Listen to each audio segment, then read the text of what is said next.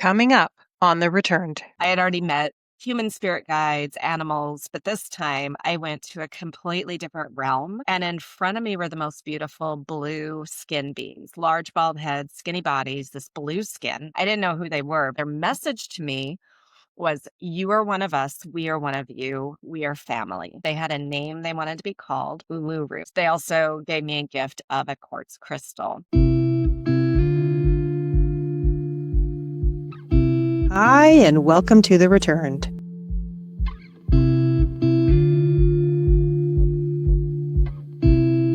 The truth always follows you back.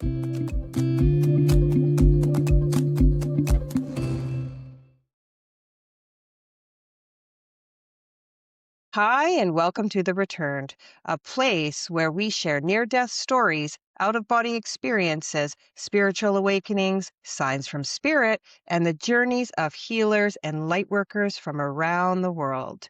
Today, I have the wonderful honor to sit with Dr. Lisa Thompson. She is a best-selling author, empowering speaker, multidimensional channel, and a lifelong experiencer of higher dimensional extraterrestrial contact. I am excited to bring her here so you can hear her profound story, and let's get started. Lisa, welcome to The Returned.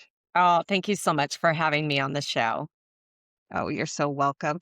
Lisa, I've spent a few days actually learning about your story, and you have truly walked through layers of reality that most people never, ever, ever do and only read about.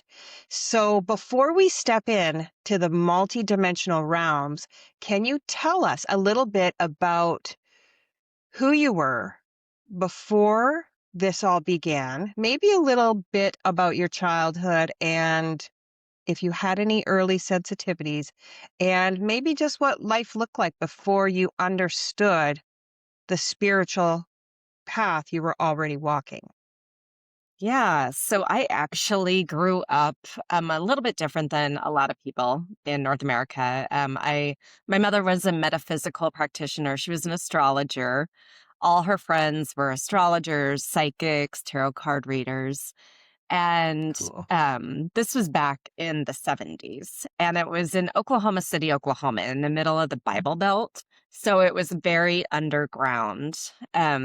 But those early experiences kept me really open.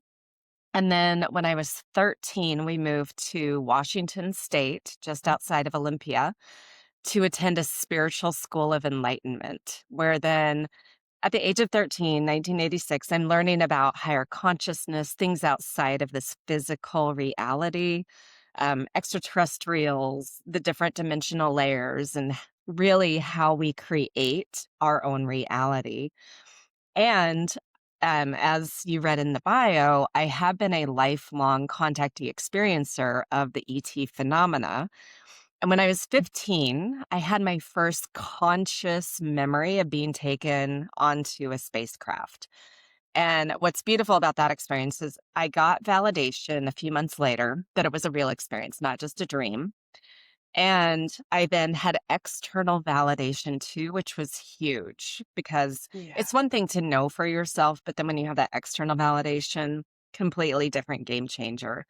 But I'm a teenager, in the 80s, trying to be really normal, trying to fit in. And so I was always obsessed. So my first degree, I actually have a PhD in marine biology, zoology, Oh, evolutionary nice. biology. And so that was my passion. So like the spiritual world was just part of what I did in the background and what I understood. But what I put my focus on were the animals. And when I was in graduate school, I would share with my friends, my experiences with ETs, my belief and understanding in things like Sasquatch. I know you're from the Pacific Northwest too, so we have Squatch.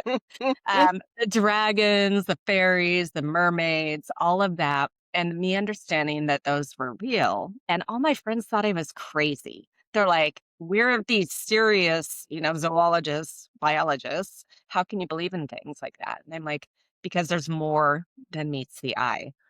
So I was a professor for a couple of years. Um, Academia did not end up being a good fit for me. It was just two in the box. So I left Oh, academia not knowing what I was going to do. And so I had this windy kind of career path in the normal 3D world. After I left academia, being a professor, I was in the mortgage industry for 5 years. And oh, then I had an interior design home staging business for 12 years. So, wow. very much different than science, very different than my spiritual world. And it was 8.5 years ago now that I started my spiritual business. And it was like I had found out a couple years before that through a scientific hand analysis that my true like purpose here in this earth reality was being a spiritual teacher and healer.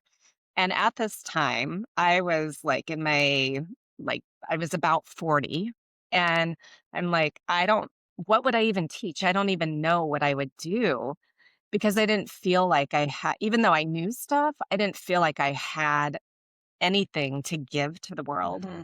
So I had to let it unfold. And the first modality I got trained in was past life regression therapy. And with that, that just kept leading to more and more. It was like these little baby steps that I was getting to really understand what I'm truly here to do. And, and this may be longer than you wanted, but um, That's fi- okay. No, you go right five, ahead. okay, 5 years ago, I moved from Olympia, Washington to the big island of Hawaii in the middle of COVID. And it was not something that was planned at all. It was like this strong calling and the situation with the pandemic. My husband, who was the love of my life, he was in the mortgage industry and his work actually went virtual during the pandemic. And so we then had the flexibility to not be stuck to Olympia, Yeah. where his business was. And it was out of the blue. It just got thrown out at the dinner table. My daughter wanted to move to California, and I was like, "I wouldn't move to California," but I said, "I'd move to Hawaii." And he was like, "I'd move to Hawaii." And 6 months later, we bought a house here, and we moved. Crazy. And but I know now that I was called here, I was put here on purpose so that then I could actually truly live my purpose as a galactic ambassador and channeler. Because I, all those years, had hidden that ET side of me. And when I got here, there was so much spacecraft activity. And I kept being nudged by my team, which we'll talk about, the Arcturian team, Hmm. that I have to do this. I have to start talking about my experiences. I have to start working with them at a deep spiritual level. Now, my husband, he was supportive to a degree. Like he was this normal mortgage guy. He understood some spiritual stuff, but not a lot. And 3 years into us living here in Hawaii, so just over 2 years ago, September of 23, he out of the blue committed suicide and it completely shattered my world, what I knew. And so, but because of all the spiritual understanding that I had, I was able to move through that grief process a little bit different than how other people that have been in my world navigate grief. And he continuously has come through from the other side. He's validated my ET stuff.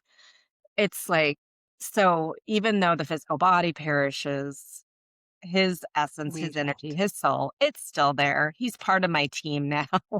So, like, Wow. there's a whole bunch that we can talk about there. Wow. Wow. Not wow to the passing of your husband. Yeah, Um, I'm really sorry for that. You thank know, even so, even I know for even myself, like I have a really spiritual background. It still mhm. stings, It you does, know. we're human. It's like you wish you could. You just wish you go, no, I know where they are, and but it still stings for a bit. And I think it's something I guess we go through. Yeah, But I would love to continue on with your journey and how actually everything started in Hawaii for you, because that is actually where everything really started to unfold, right? yeah. It did, Oh, it that would be did. perfect. It's so Um, magical there. it is. Well, and actually, it actually started 2 years before that, October of 2018. So I had already started my spiritual business, and I was running that business simultaneously with my design business. So I was venturing out into coming out to my community of like, okay, I do spiritual healing work now. And my real estate agents and builders, they thought past life regression was weird. And so I'm like, okay.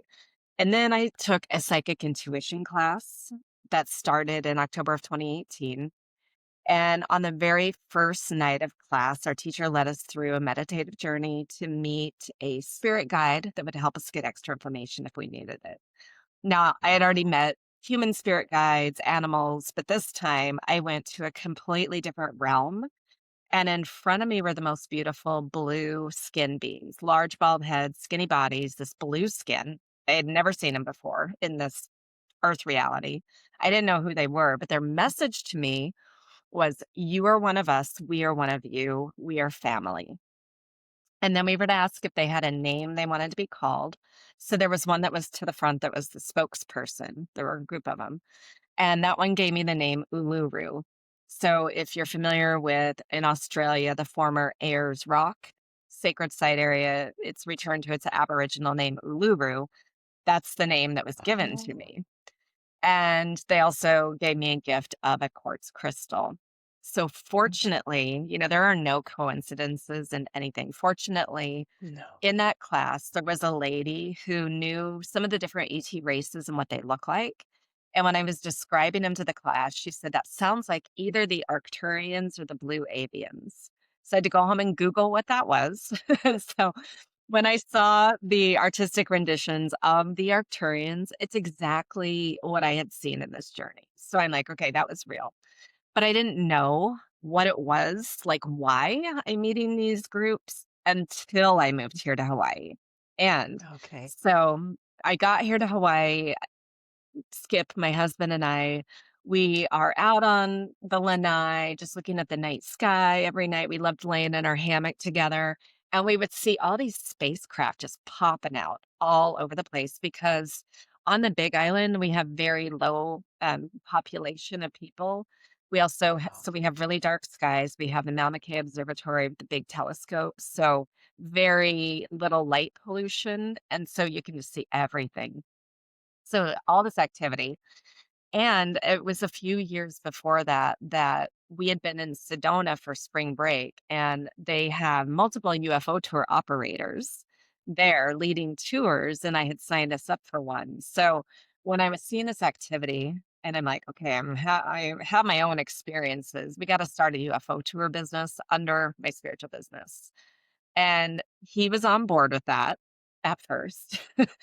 And so we started the tour, August of 2021, and I was starting to share my stories. And by speaking about them, it opened the door even wider for more information to come through. And my Galactic team, they're like, yes, finally, she's ready to to work with us deeper. And so I'm writing my stories down that I'm sharing to the audience because I had written other books prior to that. And I just knew, like, I was blogging at the time. And so I'm like, okay, I'm finally feel like I can come out of the proverbial closet with this because I had hidden it for, again, most of Yeah. my life. I'm 53 this month. So for 48 years, I hid this side of myself. And so I'm writing my stories down, and some of my friends were like, "I feel a new book coming on." And so during the writing of my first book on this topic of the ET phenomena, the UFOs, that's when my Arcturians, they're like, "Okay, we really want you to channel us." And I was like, "What?" I don't that spiritual school that I had grown up in was actually taught by a channel descended master, channeled through a lady. And so back in the 80s and 90s, even into the 2000s, channeling was still very fringe, very cult, very weird for most people. And so even though the messages were amazing, I'm like, "What? You want me to do that now?" And so It took a moment for me to relax into it. I had a podcast at the time, and one of my guests was one of my book publishers, and she's been channeling Kuan Yin for 20 plus years. So when she came on, I'm like, you need to teach a channeling class, and I'll teach it or I'll take it. So she did. And so that really helped me open up that vocal channel even more. So Hmm. during the writing of my Connection to the Cosmos book, it came through writing at first. That's what I was comfortable with. And then I opened my vocal channel and I would do voice memos into my phone for messages.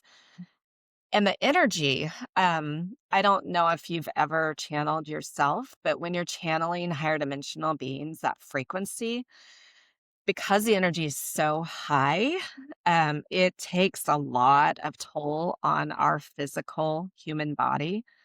So it Hmm. took a while for me to get used to that and not like need to go nap afterwards. And then the beginning of 2023, once I was used to their energy, they were like, okay, it's time to bring in some of your other groups. And so over the period of a few months, I led 13 different sessions, channeling 13 different higher dimensional galactic races. And what I realized though, when I was channeling the Arcturians and specifically Arcturian Uluru though in 2022, it was like this epiphany, like, oh, I'm channeling myself. This is me. This is my Arcturian form. And what I knew about Uluru was, as an Arcturian, Uluru is a master healer. And that Uh-huh. crystal that was given to me, and it came as just like a full download of knowing of, oh, that crystal, that is the energy from the Arcturian realm that is being channeled down to here to me as Earth Lisa.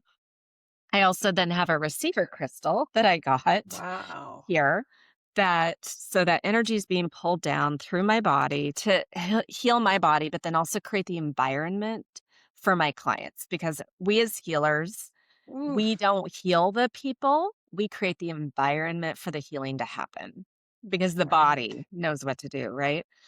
And so I realized that oh, that's me. I'm Arcturian Uluru.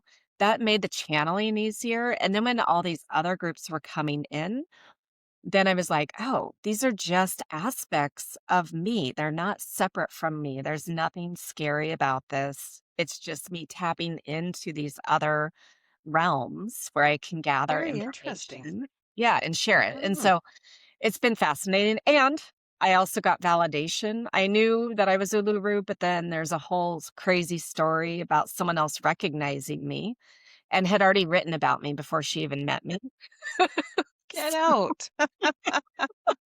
That's I crazy. know. Wow. Let's hear that. I Okay. want to hear that And what I if you do don't have mind. no, not at all. What I do have to say, because it's the important piece of my husband's suicide too. And, like, it wasn't anything I did or was doing that caused that, first and foremost. He's come through many times just to alleviate that, and no Yeah. one could have done anything different. It was just the perfect storm of stuff he was going through. But I was getting deeper and deeper into this channeling and the spiritual messages, and he was really uncomfortable with that. For our UFO tours, he really wanted me to stick to really basic, like government disclosure and the science and like the really just 3D kind of stuff with it. And I'm like, Mhm. that's not what I'm here to do. I'm here to help people understand who they really are and to share these messages. And so it wasn't like arguing, but it was a push pull. And so November of 2024, so he had already been deceased for well over a year, but I was on a podcast. Um, so I had already been part of an ET diplomacy conference where I was one of the speakers. And so one of the other speakers, she invited me to be on two of her podcasts. So I'm in this podcast with her best friend, who's her co host. She doesn't know anything about me, nothing about any of my story. And in the middle of the podcast, she's like, I know you. And she was like, so she remembers her full life as a Lyran during the time of the Orion Okay. Wars. Okay, so she's a Lyran feline humanoid ET, during the Orion Wars, which for those of your audience who are familiar with that, Star Wars is based on real stuff that happened in our galaxy known as the Orion Wars. So she's written a Wow. book about her life and her memory of that time. So she was like, "You're Arcturian." I said, "Yeah." She said, "You're a healer." I said, "Yeah." She said, "I wrote about you in my book." So then she sends me a copy of her book and I'm reading, and I thought it was going to be really generic, just like, oh, some Arcturian healer. But it was very specific, master healer Arcturian Uluru, and spelled correctly. And then my whole role of what I was doing from her perspective during the time of Wow. these wars. And so I'm reading that and Wow. just like tears, full body chills, all the confirmation. I got chills right now even hearing it. I really do. That always tells me yes when I Yeah, get that. That's a me big too. yes. Yeah. Yeah, me. Wow. And so what's so interesting is that her best friend, that's the co-host, she's in the book too. They were best friends, just Yeah. like they're in this life. And she was Pleiadian. And then they have met others from that time that are now all coming back together. It's like we're all reuniting in this Earth life because that Orion life, that time period, is bleeding through really strongly to this Earth life Okay. because of the major polarization going on here. And that's Mhm. part of what we all were doing to help like bring the galaxy back together. That's what we're here to do in this time as well. So it's just crazy that all of this Unbelievable. is coming to the surface. It's Yeah, about time though, right? it is. It fully is, and what's so interesting is that, again, so my husband, he was, thought everything I did was weird. He supported me though and loved me. But from the other side, he, through many people, lots of mediums, he's like, "You know how I thought I was on the fence about what you knew and understood?" He's like, "It's all real. I'm so proud of you. Keep doing what you're doing." And so, just that in itself and then just understanding like he couldn't help me in the physical in his ego the way that I needed support in my true mission here, but he's like, "I can help you so much more from the other side, and I will bring you opportunities. I will help you." And so that's been happening. Mm. And do you hear him, like audible hearing him, or do you have to go to somebody else? So he has come to me Mhm. and my my different clairs are enhanced differently. So I'm super clairsentient like you. Like I will get those chills, full body, like, Mhm. okay, that's a big yes. I have claircognizance, which is a little bit Mhm. harder to be like, I don't know how I know that, but I should know it. Yeah. Do have clairaudience sometimes, and Me too. Mhm. he's come to me in my dreams in that way, but not in when I'm in my waking state. So he does speak to me more through all my psychic medium friends or people that I go to for that. But he shows up in other ways that I know that's him. And the funniest story was 2 weeks after he had passed. Okay, so he had been in mortgage for 28 years. And when Mhm. we're here on the island, he was so tired of the mortgage industry. So he's like, I want to switch careers. And I'm like, cool, whatever. So he ended up this wasn't his dream job, but he ended up getting into pest control as a home inspector and sales guy. Oh, So he's working for this international pest control company and he hated it. Like he I outright bet. hated it. But after he passed, 2 weeks in, so our bedroom was the big studio apartment unit attached to the main part of our house. That was our bedroom and his office space. And so I was still in there and the bathroom that was attached. So in Hawaii, we have these really big, like 2-inch long flying cockroaches. We also have the Ugh. little German kind that do the Ugh. infestation, but it wasn't those.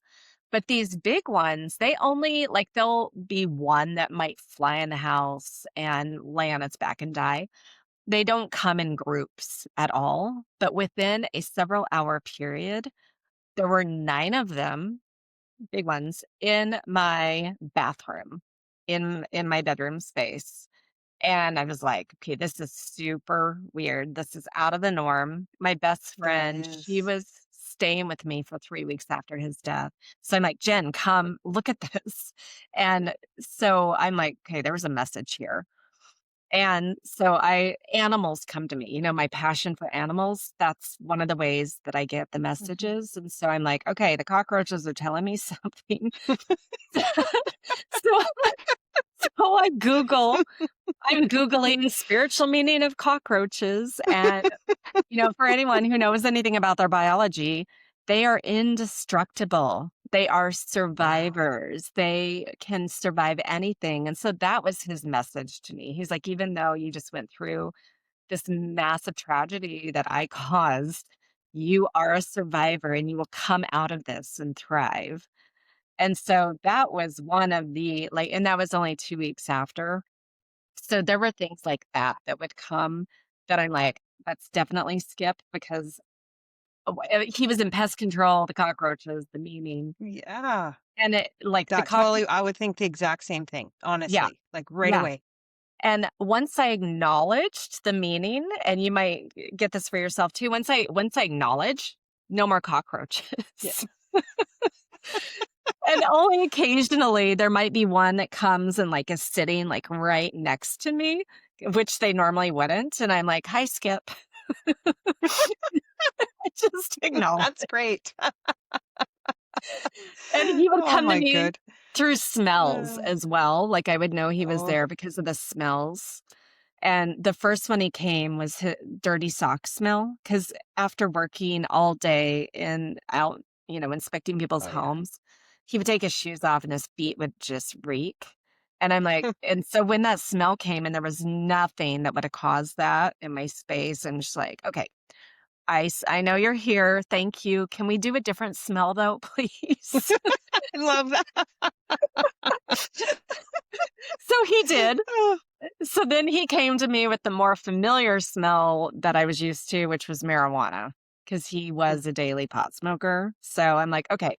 Not that I love that smell, but I'm like, "Okay, I can handle that better than well, dirty that's socks." better than yeah, way better. Yes. So, I mean, there's so many different things that have happened, and I'm just like, "Okay, is this real?" Like, I'm channeling, I'm talking to ETs, I am an ET, because now what I understand, like, all these different ETs, especially Uluru, it's Mhm. fully integrated into me now, into this physical body, so I don't even have to even try, I just am Uluru. That is so Interesting. and I'm helping people. This is what I have come to realize even just in the last few weeks. Like I'm here to help people understand their multidimensional selves because we're infinite realities. We have all these other lives. We're not just this human reality. And even in the Right, human life, we have multiple timelines. right. And so I'm helping people understand that, but my clients over the last week, it's like this major shift has happened where in our sessions, they are getting to meet aspects of themselves too in these other higher dimensional realms, these galactic realms. And we're able to then anchor it in, like I've been able to anchor it into myself. And so it's like more and more people are ready to awaken, to come online, to really help be the light and be the bridge. And so, Wow. with people, I've got several friends like you that have had the near death experiences and have had profound awakenings from that, major life changes and understanding. And so, Yeah. more and more of us are coming online in our own ways. And we don't Mhm. necessarily have to die or almost die to do it. Right? Some people do, Exactly. but Yeah. it's time that we remember who we really are. Ooh, I love that you just said that. You gave me the shivers all the way up to my neck. I always know that that's when I wanted to say something. So, I know this is kind of off topic, but orbs, Yeah. those orbs, right? So, when I was like 4 years old, I had one fly through my window, Mm, right? And it yeah. would talk to me. It would just be like hover in there. But we lived on a really large farm, like with Yeah. 157 acres. Okay. And I actually confirmed with my brother because I had recollection of seeing a craft, but I wasn't sure. I never brought it up on my channel or anything until right now because I did confirm with my brother that Mhm. we seen it together. He was 9 years older than me. So I Okay. thought to myself, "Oh my gosh," because I feel like orbs are part of, like, ET, extraterrestrial of some sort. Yeah. Do you know anything about that? Yeah. So orbs can come in different forms. This is what I understand. And actually, in that spiritual school that I was attending, we would communicate with the different orbs. So what one of the Oh my disciplines that gosh. we would do is we on like 5 by 7 index cards, we would draw symbols, just very Yeah. simple colored symbols. And then we would sit and meditate, and the staff would take photos of the room that we were in. And we were in this massive horse arena that was closed in. And there were like thousands of orbs in the arena. And what's incredible is that when they would blow up the orbs and zoom in, the symbols inside of the orbs matched the index card if the orb was right next to the person. My And goodness. so there was this communication happening and this understanding, and so some of them, what we were learning about and what I knew intuitively as well, some of them were just past loved ones or spirits coming through Okay. in that form. Others are ETs. So it's not, you can't just say it's all ETs or just all like spirit guides. Yeah. And This so they one that, yeah. sorry, I didn't mean to cut you Oh, off yeah, yeah, there. no, no, no, but some of the spacecraft do appear like orbs, and I've experienced that myself. You have. Yeah, Oh, wow. This one was bright orange, okay. and it was about this big, Mhm. bright orange. And I've seen many videos where people have said, "Look at this fire orb," or whatever, but that's the one, and it was communicating me telepathically, Yeah, and it was looking out for me, like, it was telling me to like, before I would get in trouble, it was telling me something. okay. And I remember standing straight up and looking Mhm. right up at it, and I have never forgotten it. Yeah. And I just when you meet people like you, I think about that. I think, I wonder if they were trying to if I'm something, maybe I'm one of them. Um, so You never know.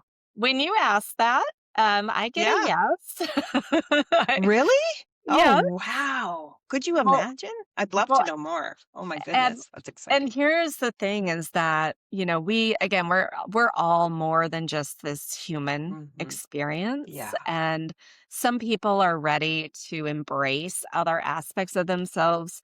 Some people really just want to be human, and even if they buy into so-called past lives, which are actually parallel lives, they are just really human. Human, human, human, like I've only been human. And some people may be more human than non-human, but most Yeah. of us are actually we're everything. We have been ETs on other planets and other star systems and other galaxies. We've been energy, consciousness, like all the things. I've had clients experience themselves being trees or dragonflies or even like a crystal and that Oh my consciousness. goodness. That's a So past life regression, right? yeah. And so Wow. everything truly has consciousness and has Mhm. wisdom that it's gaining. And so we might look at even an inanimate object like a crystal, but this Mhm. has consciousness. It Right. yeah, it has memory. And so we can experience all of that. We can tap into all these different things, whether again it's ET or something else. Wow. You're amazing. I would love to know, and I'm sure the audience would like to know too, is when was your first contact with the Arcturians? Okay, so that the first real contact was that October 2018 in that psychic Okay. class. Right. But okay, so let's go back to when I was 15 because that was a different group. And I also, like, at the time when I was 15, my mom and I lived on 20 acres outside of Olympia. And it was a nighttime experience. I don't remember how I got into the craft, but I wake up, I'm inside the spacecraft. And I didn't have any fear. It it was just 2 of us. It was a small shuttlecraft. It was me and my ET guide. And part of why I didn't have fear, number 1, he looked human. Like, I was 15, he Oh, looked like he was maybe a 20-year-old good-looking human. wow. And I felt like he was my friend, like, I knew him, I had been with him many times, and so he takes me to where we're going, and when we landed, I asked where we were. He said that we were inside of Io, one of Jupiter's moons. And then he started touring me around what looked like a hospital facility. And I could see into different rooms, people being examined, nothing scary though, but everyone looked human. So my question to him was, are you human? Is everyone here human? He said, no, those of you that we brought here are human. We are not. We are humanoid, but we disguise ourselves because our form tends to scare you. And so then my next question was, well, why are we here? Why am I here? And this was back in 1988. And back then, we're still in the middle of the Cold War. We are on the verge potentially of World War III. So there really was this timeline where something massive could have happened. Then at the end of the tour, I asked him if I could see what he really looked like. So very different than the Arcturians. He was 7 feet tall.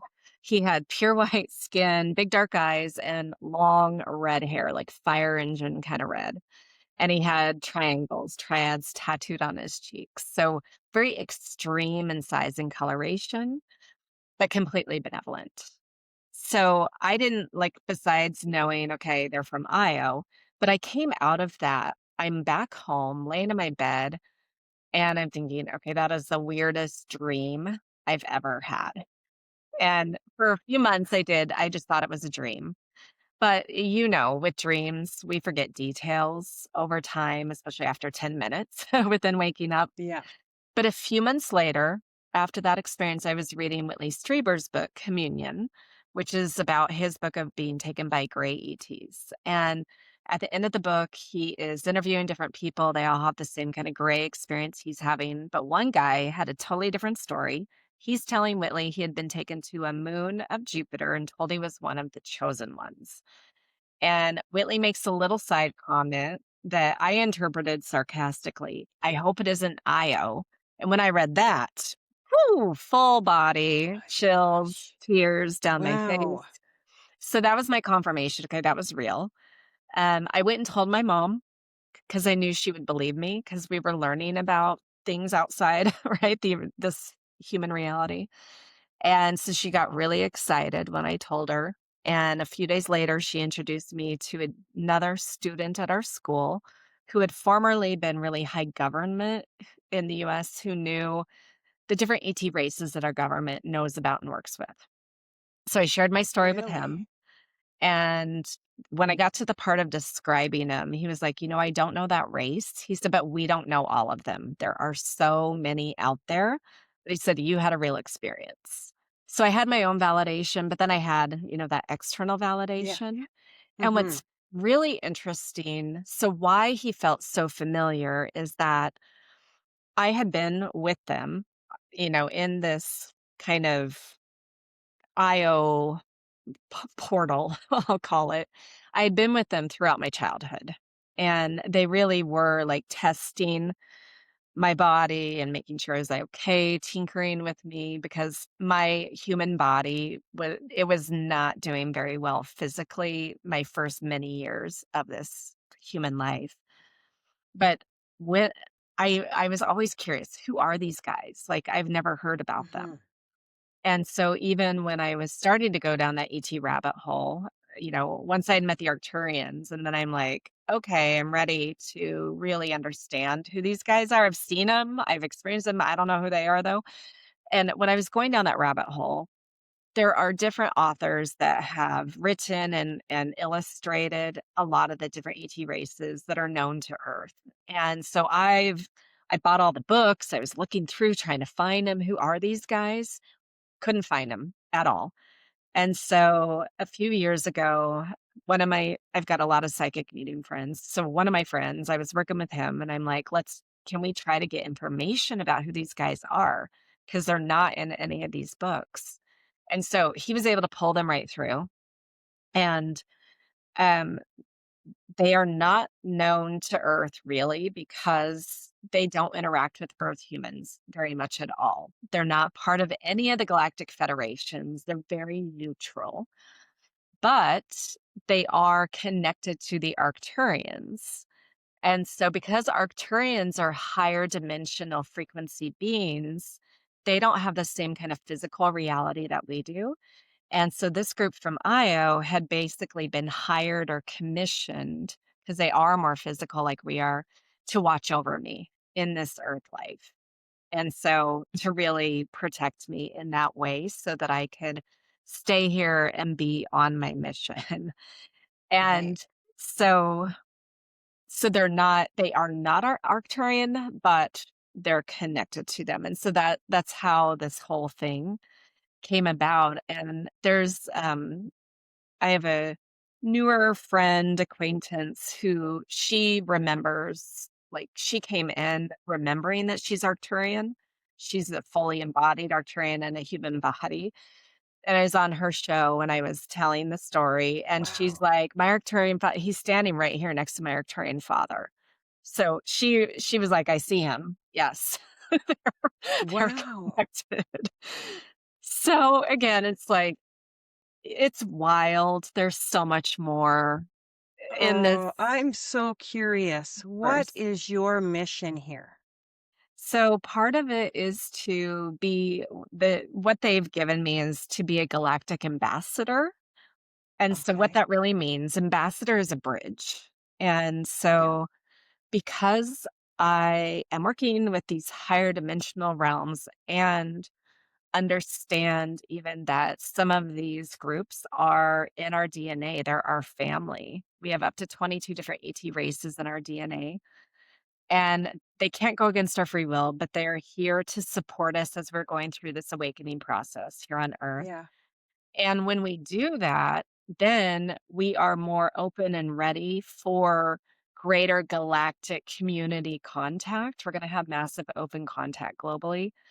And so, what I'm here to do is to help people understand that there's nothing to fear whatsoever, because Okay. one of my missions is to change that fear based narrative of our governments, the media, the Hollywood. Because if they wanted to take over and destroy us, they would have done so a long time ago. They really would Hmm. have. And so, really, it's to help people open their minds to plant the seeds and to share those messages when we are operating from that higher perspective, fifth dimension and Yeah. higher. We have a different perspective on even the polarized, politicized religion kind of reality that people get so like this on Yeah. here on earth. And they operate from a full place of unconditional love. And so I'm here to help people understand that they are part of that. That is who they really are. Everyone is connected to everyone. Everyone is connected to these beings. Everyone is fully connected to source. And I had to, implement it in my own life first and foremost, like to stay Hmm. out of anything polarized, stay out of the news, the media, so I could create my own environment where I was able to keep my energy at a higher frequency. And that was what I now understand was part of why my husband couldn't stay in this Yeah. earth reality with me, because he would come home angry about work. He loved politics. He loved watching the news. Like, it was his energy, his frequency was much in a lower Lower. vibration, Hmm. and here I'm trying to stay up here, and Hmm. we naturally gravitate to that denser frequency. And so, like, the morning after he passed, I'm talking to my team and I was talking to the trees, actually, and I'm like, "Did it really have to be this extreme, this timeline jump?" And they're like, "Yes. In order for you to be fully on your mission, it he could not be in your field anymore." So, it was either gonna be like we Mm. split up or death or something, but and I mean, we loved each other deeply, so it wasn't Hmm. anything about that. Did he ever show you signs? that that was what he was like, or is this just out of the blue? So the suicide was completely out of the blue. Um, what's interesting is a few years before that, I was having premonitions that he was not going to live a long life. And I didn't know why I was having that. And I told my best friend, and I'm just like, God, you gotta get this out of my head. I don't want to create this reality. And so what I was getting from that though was like, okay, maybe he's gonna create some disease, from stemming from emotions, or maybe he's gonna get killed on his motorcycle, something like that. Again, never thought suicide ever. So he was one in Washington. You're familiar with this 9 months of rain and Yeah. clouds in the Pacific Yeah. Northwest. And Mm. he would get what we thought was seasonal depression. And Mm. so through the winter, through the rainy months, he was not always his happy go lucky self. But as a person, like in public with his people, he was the life of the party. He was fun. He was, the jokester. He was very lighthearted. Everyone loved him. But he would go through these dark periods of like, "Ugh, this sucks." So when we moved here to Hawaii, getting him in full-time sunshine, we thought that that was gonna help, and it did No. for a while until it didn't. And so even, like, from the other side, he was like, "This was way longer than I've known you in terms of this depression that I didn't really acknowledge. No one knew. I didn't talk about it with anyone." And and he said that I saved him multiple times, like, he was gonna check out a lot earlier, but he stayed around longer than Oh, he had planned to because of me. And so, we all have these different exit point choices, and that he did stay longer, mhm. and I was in the middle of leading a galactic retreat when he did it. So I wasn't even staying at the house. I was in the neighborhood, but I had rented condos, and so he did it when I was away. And I don't know what he expected because from the other side, he was like, "I didn't want you guys to find me." But I'm thinking, well, who else was going to find you? And I found him. I'm just glad it wasn't my daughter because I could emotionally Yeah. handle it way better than she could at the time because she was only Yeah. 16. And so, Mm. um, yeah. So no signs. Yeah. Mhm. I think it, sometimes when I think about that, I wonder if they write that into, like, a soul contract, you know? Yeah. Um, because it's in there, it's in the brain, right? So when they think, "Okay, maybe I'll do it no." And then it changes, so it's like, it's there. Yeah. It's always there for, what I've noticed with people. Yeah. Um, it's Yeah. there, and that's very sad. I hate to hear when people feel that low. I really hate to hear that. It's sad. It is. But It is. Um, and like I know, like talking about soul agreements, we all yeah, come in to play these different roles for each other. And it's yeah, that not the one and only life. We switch up those roles in different lives. And so for him, our agreement was that I would get to know what real love and support was because he was oh, my third yeah. husband. All my other Oh, relationships prior to that, very toxic. Like I what I had to do was go deep down and heal some of my yeah. wounds to then be able to meet him and feel that love from him. So I felt loved and supported in a way I never had in this life. And then also I needed, and again, I didn't know this at the time, I know it now after the fact, but I needed him to bring me here to Hawaii. This is where I'm meant to be, and what's even weirder is just last week, Thanksgiving, American Thanksgiving, I was Mhm. at my best friend's house, and I had never done astrocartography, and that's Oh, astrologically where on Earth you succeed the best, whether it's love or finance or business or, in any part of your life. hmm. And so she was running my astrocartography, and Hawaii is like my sweet spot. Didn't even know it, and I'm here just by following that intuition, by and so I knew, like, I wouldn't be able to get here to this island in the way that I did without him coming with me. That's right. That's right. Oh, that's good. That's a beautiful part of the story, isn't it? It I've is. never heard of that, what your friend did. Yeah, that's very interesting. Yeah, so it just takes your astrology and actually, she didn't use a program or anything, we just used Uh, ChatGPT. yeah. See, Everybody's doing that now, aren't they? they are. They are, Yeah. and, so what's interesting is, you just put all your birth info in and be like, where give me my astrocartography charts and tell me where these different aspects of my life where I'm best suited, and Wow. it'll break it down, and it's global. It's not just like it's North America. It's, Peru Mhm. is the hot spot for me. There are other places like Sydney, Australia. Oh, So, wow. yeah, Wow. That's incredible. So from here, where actually, before I do that, okay. I'd love to know, how do you channel these these beings? Like, does it come when it wants to? Do you have to be in a open space, alone, music, or meditating?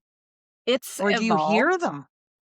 It's evolved actually over the Oh, time, and so when I first started to learn to open it up, what I would feel like, is this massive pressure on the back of my neck, and I would know, like, they wanna come through, they really wanna come through, and I'd be like, "It's okay. not a good time, guys."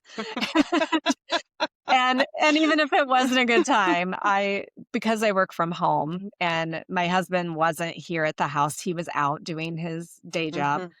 and so I'd be like, "Okay, fine."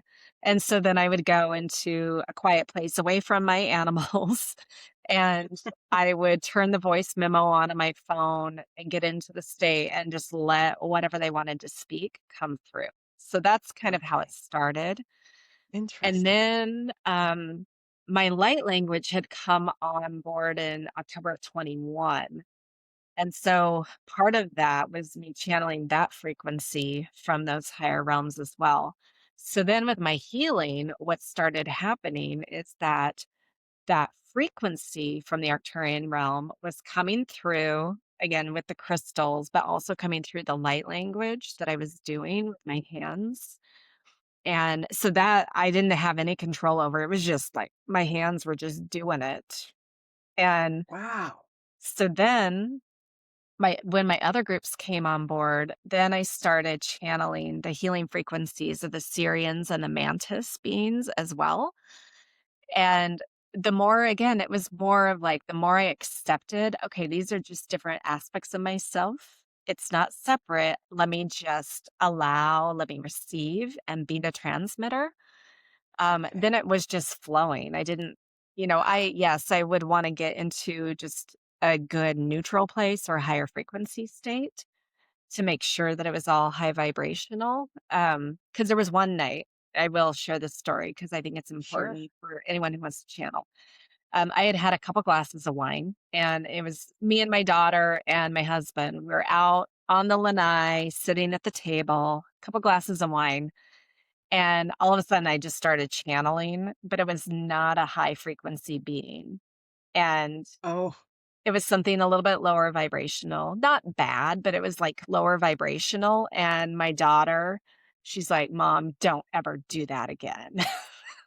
so, oh and my goodness. and so alcohol, wine, all that, even though like wine can be used to open up the Yeah. neuroreceptors to gather information, Yeah. not necessarily the best way to channel. I mean, it loosens up, but you don't have control necessarily over that it's gonna be a higher frequency being, Right. and for me now, it's like only the high frequency ones. I am not here to channel any messages of fear and doom and any of Mhm. that.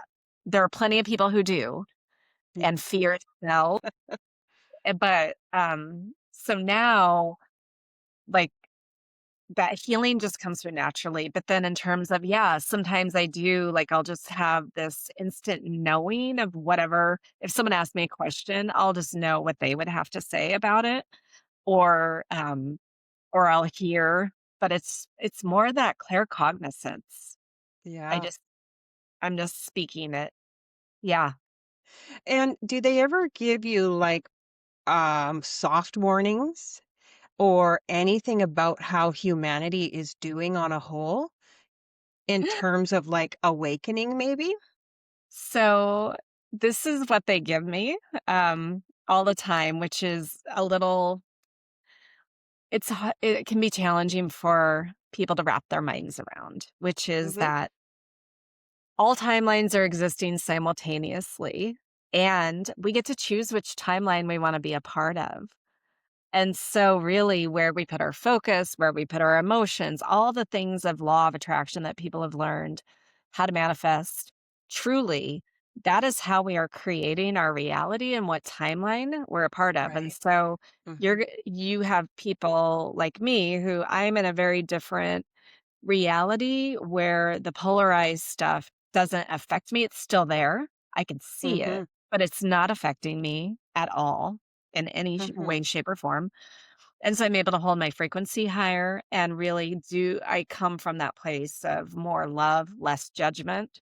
Used to be really judging of like us versus them and like my beliefs are, right and whatever. And I've gotten out of that for the most part. I'm not perfect though. I am human. So I Mm, have my yeah. moments, but I'm able to hold that higher frequency, really come more from that place of love, understand humanity from a more empathic, compassionate place. And because of that, then my reality, the people in my reality, that's how we all live. We are these high vibe, like all my friends, but I've also set boundaries on who gets to come into my space. Mm. So, yeah, I do the same. when Skip passed, I didn't Mhm. have to entertain his friends that I didn't wanna be around, and Yeah. I can love them from afar. There's Absolutely. nothing wrong Yeah. with them at all, but they were not Yeah. my people. I couldn't have Mhm. conversations with them at a deep Mhm. level, all the things, and so really, so for humanity there are multiple things happening where some people are going to stay in that fear-based, polarized reality. Others of us, we're shifting to this other reality, and they're both existing. And you get to choose Okay. which timeline you want to be a part of. So I'm Yeah. in the timeline where we are going to have open contact within the next even couple years. And I'm here to help bridge that where the people hear it and it's not right or wrong and it's not high or lower. Everyone's on their own timeline. That's right. Everything's beautiful. But these people are not ready to experience the open contact. They're not ready to experience the love quite yet. Yeah. Mm. They want to still I play completely the game. understand that. So, in your experience and in your opinion, do you feel that actually humanity is awakening? Do you I see do. a lot of awakening? You do? I Okay. do. And So do especially I. Mhm. it's been fascinating because I first got introduced to the new age community when I was 13. The metaphysical stuff that wasn't really new age in the same way that my spiritual school and things like it Yeah. were. And new age is just old age, like pre-religion, what we Right. were learning. Yeah. But that's really so, in 1986, I'm being exposed and it is fringe. It's considered cult. It's very limited to the people who would be open to doing that. And now, 40 years later, massive shift in humanity. And it's becoming, and maybe it's just because of the reality I'm in, but like people are talking about this stuff now and people are talking about the ETs where in Yep. 1986, we couldn't talk about that because we were crazy tinfoil hat wearing people. I'm jealous that you got to go to that school. That sounds amazing. I really am. I just would have loved that experience in my life. That is really cool. Your mom I must have been so neat to be around. Wow. She was intense. She was so talk about soul contracts. I chose her specifically so Mm, that I could grow up in that kinda household and learn that kind yeah. of stuff. I did not choose her because she was the warm, cozy, motherly type. She was the opposite of that. She did not want kids. I felt abandoned and ignored throughout my childhood, and that created my series of the toxic relationships, but that was Yeah, something I chose. Like, those were that's lessons right. I wanted to come in and learn and Yeah. heal, and I have, and she's on the other side now too, and Oh, I love her, I thank her for being who she is, and I chose her. I chose her as y- my mother. may I ask how your daughter is with all this? Is she like you as well? Or is She she kind of like her own? I'm curious. Yeah, well, You don't have she to answer if that's too Oh, no, personal. Mhm. I'm not at all, Okay. I'll just be careful about how I answer for her because this came up recently of, like, Oh, "It's my you can't talk about me, it's my story," and I'm like, "Okay, I can talk about you to a degree, though."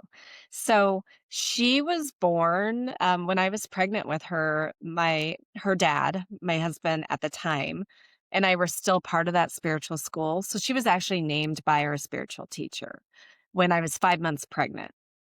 But that was so she came into that frequency, and that was the last in-person event that he and I had attended together, and then for whatever reason, we got busy with business and didn't go to the school anymore, and so she has had this love-hate relationship with the spiritual reality because kinda like right. me, in her mid-teen years, she was like, "You're weird and this is all crazy." And but that's and then just like a year and a half ago, she she was hanging out with different people and her mindset was changing. And she was like, "Mom, thank you for being ET so I could be ET too." And so now she's kind of balanced out with that where she really is doing deep dive work on herself Mm. and she's on her own spiritual journey. Oh, that's beautiful. I mean, I am so proud of her because we went through some depths of hell with her own journey when we got here to Hawaii I'm that created a lot of tension in the house and she has come out of that beautifully. Like, yeah, I'm very proud mama, and she's 19 and a half now.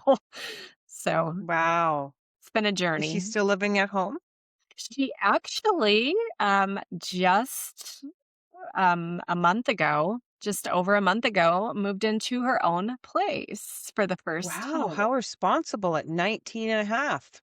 Yes, so Hmm. she actually, she does hair for a living, she's building Oh, her nice. clientele, she's like Good for her. she's following her passion. Yeah. So again, I'm just like That's all you can ask for, isn't it, with children?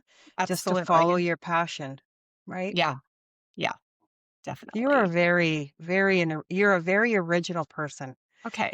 Thank Yeah, you. you have a very great vibe about you. I loved, I could listen to you all day talking. Oh, thank you. I really like that. Yeah, you've got quite the journey. I could go on and on. I know I could. But I know we need to get to who you are now as well, part of it. So you're an author, a teacher, Mhm. a healer, a channeler. Did I miss something? I that Um, it? Yeah. I'm yeah, You're multifaceted. you're everything basically. So would you be able to tell us about your offerings, services, and published works? Yeah, I would be happy to. That would So, be lovely. I do have a couple of free gifts because Oh, okay. I'm really about helping people to start awaken or even I know some of your audience has experienced people leaving their life through death and wanting to connect. So, my first gift that I have is my multidimensional awakening kit. And so really that helps people tap into these multidimensional aspects. Neat. Mhm. And so it's a 5-part meditative series plus an ascension workbook PDF that comes Oh, with that. wow. And so That's It's, I was really, really happy to put that together. And that can be found at awakenactivatenow.com. It's also at the top of my website as an opt in gift at mysticmanta.com. And then for those who are in the grief process, and more Okay. people are checking out right now, Yeah. over the last few years, and it's going to be more and more and more people checking Yeah. out. I What I've created for that to help that grief process and help the connection process is yeah. I have a free gift that's 3 PDFs and a meditative journey, The Love That Remains, Oh, because our loved ones are always beautiful. there. They can connect with us. And when you learn how to tap into that and recognize those synchronicities, Yeah. then you know you're not alone and they are still there to support you. Yeah, so that's thelovethatremains.com. So those are the free offerings. That And then I've got multiple books on ETs and multidimensional awakening, and then my new book Through Loss and Delight is about that grief journey, and that's good for people who are experiencing grief or know someone who are experiencing okay. grief, because I have a little bit different perspective than some of the typical grief books that are out there, the Hmm. therapy kind of books. This isn't Yeah. therapy. It's real. Okay. And yeah, I have healing sessions. I have one-on-one meet your galactic family and guides. The healing, over the course of the last few years, these different AT groups that I've integrated, they have given me what is called the Infinity Healing Method, and so beginning of 2026, I'm teaching a certification program in that, but it's not Really? me teaching people how to tap into my ETs, it's how to tap into their own team to pull that healing energy forward. And, yeah, Okay. so I've got a lot of stuff, and, That's um beautiful. I lead retreats, I teach online classes, I have evergreen courses available in different topics. So mysticmanta.com, Thompson.com, And we'll and have all that information in our yeah, descriptions beautiful. for sure. Oh, And if wow, anyone you've got moves a to Hawaii, to the Big Island, then come on oh one of my gosh, Big would I Island ever love UFO to? tours. Yeah, I would love to do that, and I can't even tell you that's, I'm in British Columbia, but my entire life has always wanted to go. I've always wanted to go to Hawaii. Um, I've read so much about it, and it just seems very spiritual there. it is. And I've many people said that it actually feels spiritual. I really wanna go there, and I wanna go to Sedona as well. Okay, yeah. So 2 High, things I wanna do. very potent places. We were Yeah. looking at Sedona, but Hawaii Mhm. won because Sedona's too cold in the winter, and it Yeah. doesn't have the ocean. Yeah, there you go. But I love visiting Sedona. Yeah, I've never been. I'm gonna be going. I'm gonna be going. I know I yes. am. I can feel it coming, drawing closer. Mhm, So, definitely where I wanna end up. yeah, So, my very last question to you, mhm, which I didn't get to any of my questions because that always happens because I get so into our conversation and I think about other things, but that's okay. yeah. Um, but I never forget this one. If you had one message that you could leave for humanity, Mm. one thing you feel the world needs to hear, what would that be? You are so much more than you understand, and the more that you tap into that, the easier this human experience becomes because things can feel very dense, heavy, hard, and this can also be a playground. And so, really start understanding, remembering who you really are, that we are all connected to each other. We are all connected to source. There really is no separation. And everything at the basis is love.